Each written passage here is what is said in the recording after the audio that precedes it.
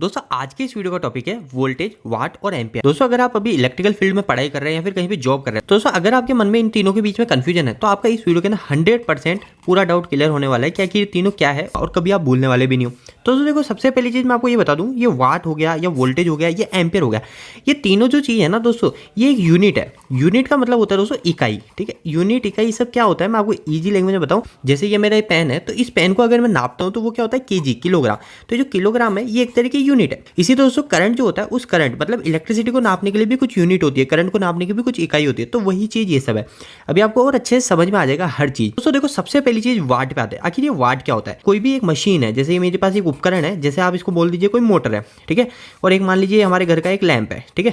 तो दोस्तों इस पे लिखा होता है 100 वाट, ये मोटर पे लिखा होता है 1 किलोवाट, ठीक है। इसमें भी किलोवाट, किलोवाट, लास्ट में वाट ये डब्ल्यू है। तो जो वाट होता है ना, ये वाट जो होता है ये एक तरीके की इसकी पावर मापने की इकाई होती है, ताकत, ठीक है। एक्चुअली में पावर को हिंदी में क्या बोलते हैं हम? ताकत बोलते हैं। मतलब ये जो हमारी मोटर है या फिर हमारे जो बल्ब है, ये हमारे कितनी ताकत का है। और दोस्तों अगर आप इसको इलेक्ट्रिकल फील्ड में समझे तो इलेक्ट्रिकल फील्ड में सिंपल सी बात है, वाट का मतलब यही होता है कि हमारा जो उपकरण है वो उपकरण हमारी कितनी बिजली की खपत कर रहा है। जैसे हमारी कोई मशीन है, जैसे हमारी कोई मोटर है, तो ये मोटर हमारी कितनी बिजली की खपत करेगी, ठीक है, कितनी बिजली खपत करेगी, वही कहलाएगा इसका वाट। जितना ज्यादा हमारी बिजली खपत करेगी उतना ज्यादा हमारा वाट हो जाएगा। मतलब जितनी ज्यादा वाट हो जाएगा उतनी ही ज्यादा इसकी ताकत हो जाएगी। तो दोस्तों देखो, वाट निकालने का फॉर्मूला भी काफी सिंपल होता है। जैसे अगर आप कभी भी वोल्टेज और करंट, वोल्टेज जैसे वोल्टेज और ये करंट है, तो वोल्टेज को शो करते हैं हम V से और करंट को हम शो करते हैं I से, ठीक है। करंट को हम कभी शो करेंगे तो यहाँ पे एम्प्स बोलते हैं ना, एम्प्स, एम्पियर, तो उसको हम शो करते हैं I से, ठीक है। तो I अगर मैं लिख दूंगा तो ये करंट है, और V मतलब हो गया वोल्टेज, और W लिख दिया तो ये हो गया हमारा वाट। तो वाट कभी भी निकालना है तो मैं क्या करूंगा दोस्तों, वोल्टेज और करंट को मल्टीप्लाई कर दूंगा, ठीक है। पर दोस्तों ये जो फॉर्मूला होता है ये DC के अंदर काम देता है। आपको पता है हमारी जो इलेक्ट्रिसिटी होती है वो इलेक्ट्रिसिटी दो तरह की होती है, एक होती है हमारी AC और एक होती है हमारी DC, ठीक है। तो दोस्तों अभी मैंने आपको DC का फॉर्मूला बताया, पर अगर AC की बात करेंगे ना तो AC के अंदर कभी भी हमको पावर निकालनी पड़ती है या फिर कुछ भी होता है तो AC के अंदर हमेशा हमारे पास एक और चीज आ जाती है, मल्टीप्लाई हो जाती है, वो होता है पावर फैक्टर।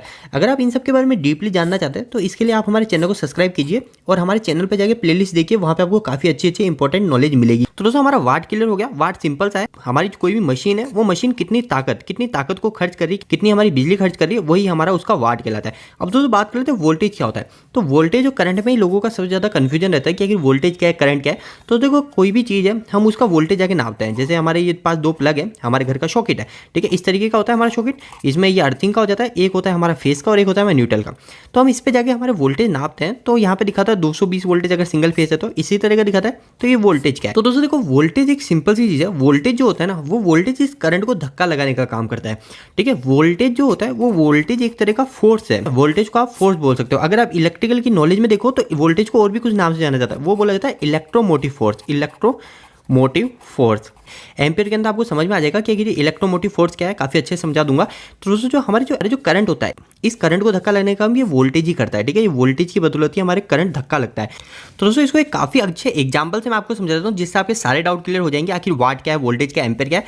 जैसे दोस्तों मेरे पास ये कोई भी चीज है, ठीक है, एक ये डब्बा है और इस डब्बे के अंदर कुछ सामान पड़ा हुआ है, ठीक है, ये सामान पड़ा हुआ है, ठीक है, ये कुछ भी सामान है। इसके अंदर जैसे हमारे पत्थर पड़े हुए हैं और हमारे ये जो हमारी जो ट्रॉली है, ये हमारी ट्रॉली जो है, ये ट्रॉली हमारी जुड़ी हुई है ट्रैक्टर से, ठीक है। ये हमारे पास एक ट्रैक्टर है, ठीक है, ये हो गया हमारा ट्रैक्टर और ये हमारी ट्रॉली, ठीक है। तो दोस्तों ये जो ट्रॉली है, इस ट्रॉली के अंदर जो कण पड़े हुए, छोटे छोटे जो पत्थर पड़े हुए हैं, ये पत्थर जो है ये है दोस्तों इसके अंदर इलेक्ट्रॉन, ठीक है। अभी आपको ये सब चीजें काफी अच्छे से क्लियर होने वाली है, अभी आप समझिएगा। तो दोस्तों देखो, ये जो ट्रैक्टर है, ये जो ट्रॉली है, ये ट्रॉली यहीं की यहीं खड़ी रहेगी। ये ट्रॉली जो है ये यहीं की यहीं खड़ी रहेगी और ये ट्रॉली यहीं की यहीं खड़ी रहेगी, तो इलेक्ट्रॉन भी यहीं के यहीं खड़े रहेंगे, है ना। पर दोस्तों ये जो ट्रैक्टर है, ये ट्रैक्टर का क्या काम होता है? ये ट्रैक्टर इस ट्रॉली को धक्का लगाएगा, ये ट्रॉली को धक्का लगाएगा तभी ये ट्रॉली आगे सरकेगी, है ना। तो दोस्तों इसी तरीके से हमारा जो करंट होता है वो करंट बिहेव करता है। ये ट्रैक्टर है, ये ट्रैक्टर एक तरह का वोल्टेज है, ये वोल्टेज है ट्रैक्टर एक तरह का। ये क्या करता है? हमारा धक्का लगाने का काम करता है। किसको धक्का लगाता है? करंट को धक्का लगाता है, ठीक है। करंट को धक्का लगाने का काम करता है ये ट्रैक्टर। मतलब ये वोल्टेज है ट्रैक्टर। और करंट जो होता है, करंट हमेशा तभी फ्लो करता है जब हमारे किसी भी सर्किट के अंदर वोल्टेज होगा। अगर दोस्तों ये वायर है, इस वायर पे अगर आप जाकर टच भी करोगे ना, अगर इसके अंदर कोई भी वोल्टेज नहीं है तो आपको करंट लगेगा ही नहीं, आपको बिजली का झटका लगेगा ही नहीं। क्योंकि जो करंट होता है, उस करंट को जो धक्का लगाता है, करंट जो बहाता है, वो करंट को बहने का काम हमारे वोल्टेज ही करता है। अब दोस्तों देखो, करंट क्या होता है? करंट का मतलब जैसे दोस्तों ये आपके सामने एक पेन है, ठीक है, इस पेन को मैं टुकड़े कर देता हूँ, इस पेन को मैं बहुत सारे छोटे छोटे टुकड़े कर देता हूँ, इतने टुकड़े करता हूँ कि मैं इसको तोड़ता रहूँ, इसका टुकड़ा होता ही रहे, ठीक है। लास्ट जो चीज़ बचेगी जो कभी टूटेगी नहीं, मतलब वो कितनी सी रह जाएगी, इतनी सी, ठीक है, इतनी सी चीज़ निकल जाएगी इस पेन की, उसको मैं और तोड़ नहीं सकता। तो दोस्तों इसके अंदर भी कुछ चीज़ें होती है। आपने कभी बचपन में साइंस पढ़ी होगी, तो बोलते हैं किसी भी चीज़ को छोटे छोटे टुकड़े करते रहते और उसका जो लास्ट का हिस्सा बच जाता है उसको हम बोल देते हैं एटम, ठीक है। एटम का मतलब दोस्तों ऐसा हिस्सा जिसको और छोटा करा ही नहीं जा सकता। जैसे अगर मैं इसको छोटे छोटे टुकड़े करूंगा तो जिसको मैं और छोटा कर ही नहीं सकता, वो है हमारा एटम। और उस एटम के अंदर कुछ चीज़ें होती है। मैं आपको यहाँ पे ज़्यादा साइंस नहीं बताऊंगा, मैं आपको इसका मेथड बताऊंगा ताकि आप कभी जिंदगी में ना भूलो।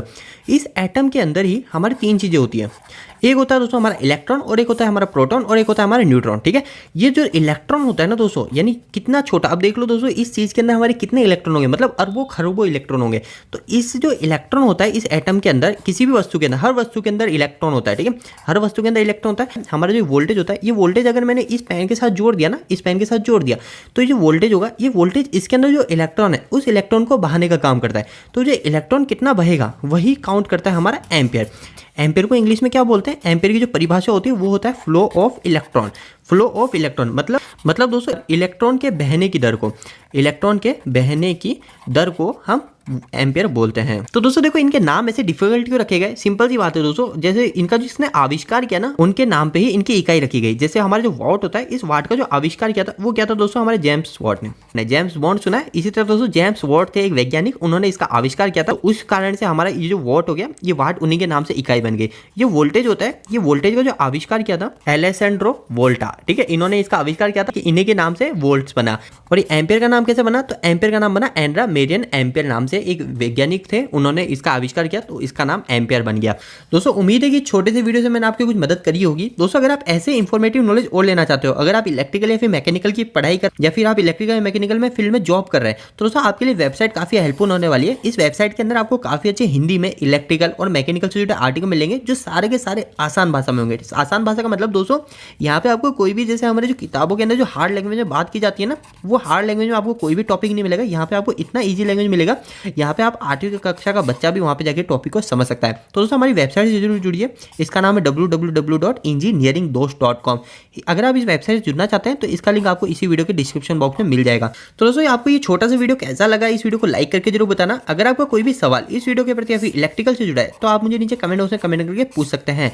इलेक्ट्रिकल वीडियो अगर आप हिंदी में देखना पसंद करते हैं, आज हमारे चैनल को सब्सक्राइब कर लीजिए। आज के लिए इतना ही, धन्यवाद।